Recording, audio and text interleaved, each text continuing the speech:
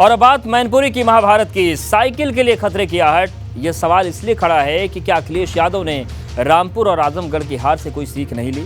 क्योंकि जो गलती अखिलेश ने आजमगढ़ में की, वही गलती गोला उपचुनाव में की। लेकिन अब सवाल मैनपुरी का है, जिसका चुनावी बिगुल बज गया है। और अब सवाल इस बात का है कि क्या अखिलेश नेताजी की इस विरासत को बचा पाएंगे? क्योंकि अगर नहीं बचा पाए तो सपा अपने राजनीतिक इतिहास में वहां पहुंच जाएगी जहां कभी नहीं पहुंची।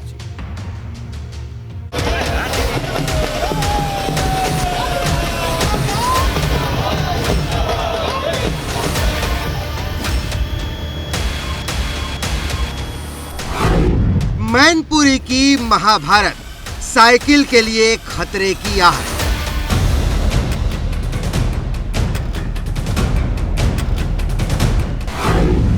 सपा का सबसे मजबूत किला जो कभी नहीं हिला।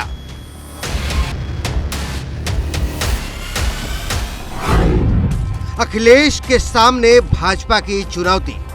क्या मैनपुरी की तस्वीर आजमगढ़ जैसी होगी? जीतेंगे हम चुनाव। जो हमने रामपुर छीना, हम लोगों ने जितने उपचुनाव हुए सब हम जीत रहे। सपा के पास बचेंगी लोकसभा में 2 सीट।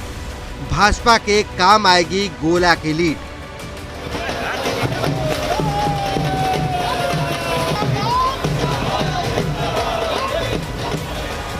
गोला की हार ने समाजवादी पार्टी के लिए खतरे की घंटी बजा दी है। और अब सवाल इस बात का है कि क्या समाजवादी पार्टी गोला की तरह ही मैनपुरी भी हार जाएगी? क्योंकि गोला की जीत से भाजपा का आत्मविश्वास इतना बढ़ गया है कि अब वो मैनपुरी में जीत का दम भर रही है। भारतीय जनता पार्टी का, जैसे मैंने आपसे पहले कहा, हमारे कार्यकर्ता बिल्कुल जनता के बीच में। कोई कार्यक्रम हो, कोई अभियान हो, सरकार से जुड़े विषय हो, दुख दर्द से जुड़े विषय, जनता के हम लोग बीच में हैं। आपने अभी देखा होगा कि 17 सितंबर से 2 अक्टूबर 2022 तक देश के प्रधानमंत्री जी के जन्मदिन से और महात्मा गांधी की जन्म जयंती तक हम लोगों ने सेवा पखवाड़े के रूप में एक बड़ा आयोजन करके हमने जनता से जुड़े विषय, चाहे सेवा के कार्य हों, चाहे रचनात्मक कार्य हों, इन सब पर हमने जनता के बीच में लगातार काम किया। तो भारतीय जनता पार्टी के कार्यकर्ता की लगातार जनता के बीच में उपस्थिति है। जीतेंगे हम चुनाव।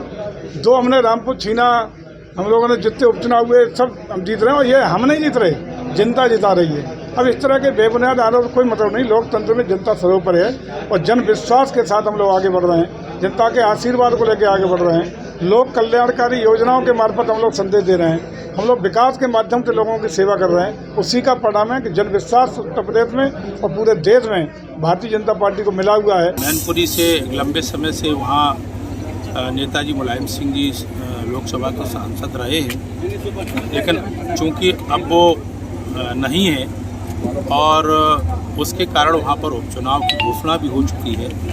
भारतीय जनता पार्टी पूरी ताकत के साथ वहाँ चुनाव लड़ेगी और चुनाव जीतेगी। और अब अखिलेश यादव के सामने अपने पिता की विरासत को बचाने की चुनौती है। क्योंकि मैनपुरी वो सीट है जहां से मुलायम सिंह यादव की 3 पीढ़ियां लोकसभा की चौखट पर पहुंची। या यूं कहें कि समाजवादी पार्टी की स्थापना के बाद से मैनपुरी पर सपा का कब्जा रहा है। ये सपा का वो किला है जो 2014 और 2019 की लहर में भी नहीं हिला। मतलब एकदम साफ है, अखिलेश यादव के लिए मैनपुरी अब तक की सबसे बड़ी अग्नि परीक्षा है। क्योंकि अखिलेश यादव भाजपा के हाथों रामपुर और आजमगढ़ पहले ही हार चुके हैं। ऐसे में अगर मैनपुरी भी हार गए तो अनर्थ हो जाएगा। सवाल राजनीति में उठते हैं और उठते रहेंगे।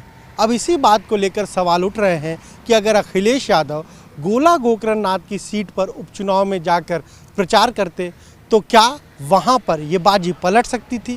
क्या समाजवादी पार्टी के उम्मीदवार बीजेपी के उम्मीदवार को मात दे सकते थे? क्योंकि अब उत्तर प्रदेश में मैनपुरी, रामपुर की सीटों पर भी उपचुनाव होना है। ऐसे में अखिलेश यादव की रणनीति इन दोनों उपचुनाव में क्या रहेगी, ये देखना भी बहुत दिलचस्प होगा। और अब बड़ा सवाल ये कि क्या अखिलेश ने रामपुर और आजमगढ़ की हार से कोई सीख ली? क्योंकि इन दोनों ही जगह प्रचार नहीं किया था, जिसका खामियाजा सपा को हार से चुकाना पड़ा। और अब अखिलेश ने यही गलती गोला में सपा के लिए भारी पड़ गई। ऐसे में सवाल ये है कि क्या मैनपुरी की जंग से पहले अखिलेश यादव पुरानी गलतियों से कोई सबक लेंगे? पहले से ये माइंड सेट कर लेते हैं कि सत्ता पक्ष का चुनाव होता है, चाहे आजमगढ़ का चुनाव उठाकर देख लीजिए, माना जाता था कि ये समाजवादी पार्टी गढ़ है, उससे बड़ा गढ़ रामपुर माना जाता था। लेकिन ये सब एसी कमरे में बैठ के लड़ा गया। एक तरफ सरकार पूरी जिम्मेदारी के साथ गंभीर होकर चुनाव लड़ रही थी, न बसपा चुनाव लड़ रही थी, न कांग्रेस चुनाव लड़ रही थी, आप एक दूसरे सपा और भाजपा की लड़ाई हो रही थी। जो वोट का ये अंतर था कि ये वोट हमको मिलेगा, वो वोट उनको मिलेगा, ये स्पष्ट हो गया कि आप जब पहले ही अपने आप को हार स्वीकार कर लेंगे तो जनता परिणाम जिसके पक्ष में देना है वो आपके सामने दे चुकी है। लखीमपुर की गोला गोकरणनाथ सीट पर हुए उपचुनाव में बीजेपी ने एक बार फिर जीत हासिल की और इस सीट पर समाजवादी पार्टी को मात मिली है। ऐसे में सवाल फिर उठ रहा है कि क्या अखिलेश यादव ने आजमगढ़ और रामपुर में जो उपचुनाव हुए थे वहां के नतीजों से कोई सबक नहीं लिया, क्योंकि अखिलेश यादव गोला गोकरणनाथ की सीट पर भी उपचुनाव में प्रचार के लिए नहीं गए। हालांकि इसके पीछे एक बड़ी वजह यह भी है कि उस वक्त नेताजी का निधन हुआ था। हालांकि मैनपुरी को बचाने के लिए पूरा समाजवादी कुनबा एकजुट नजर आ रहा है। न सिर्फ अखिलेश यादव बल्कि शिवपाल यादव भी मैनपुरी को लेकर बिसात बिछाने में लगे।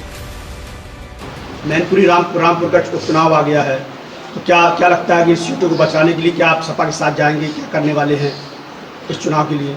देखिए, जो हमसे बड़े हैं, जिम्मेदार लोग हैं ना जी, वो फैसला लेंगे। लेकिन बड़ा सवाल ये कि मैनपुरी से समाजवादी पार्टी का उम्मीदवार कौन होगा, क्योंकि 3 दावेदार रेस में बताए जा रहे हैं। हालांकि फाइनल नाम किसका होगा, इस पर समाजवादी पार्टी पत्ते नहीं खोल रही है। मैनपुरी में समाजवादी पार्टी के संरक्षक, संस्थापक, धरतीपुत्र आदरणीय मुलायम सिंह यादव जी के निधन से वो लोकसभा की सीट खाली हो गई है और वहाँ समाजवादी पार्टी बड़े अंतर से चुनाव जीतने का काम करेगी। प्रत्याशी कौन होगा इसका निर्णय माननीय राष्ट्रीय अध्यक्ष जी करेंगे। वहीं सपा के सामने मैनपुरी के साथ साथ एक सवाल रामपुर की सदर सीट का भी है, जो आजम खान की सदस्यता रद्द होने के बाद खाली हुई है। यहाँ भी मैनपुरी के साथ उपचुनाव होना है, मतलब अखिलेश यादव के सामने दोहरी चुनौती है। अब अखिलेश यादव इसमें पास होते हैं या फेल, इस पर पूरे प्रदेश की निगाहें टिकी हुई हैं। Bureau report, ABP Ganga.